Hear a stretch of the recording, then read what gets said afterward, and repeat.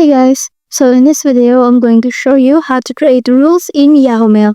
So first thing that you're going to do is you're going to go here to the settings, then you're going to click on more settings, then over here at the side you're going to click on filters, then you're going to click on add new filters, then you're going to create a filter name, then over here you will see the set rules option. So this is how you can create rules here in Yahoo.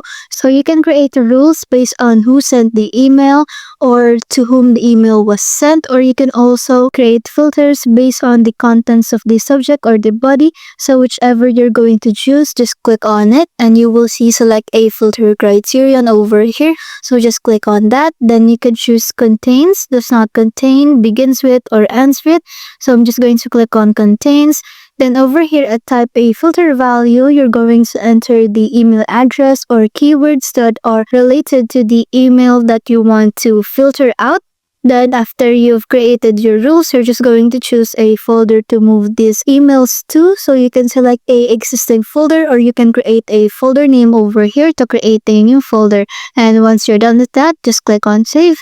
And that's it. Thanks for watching.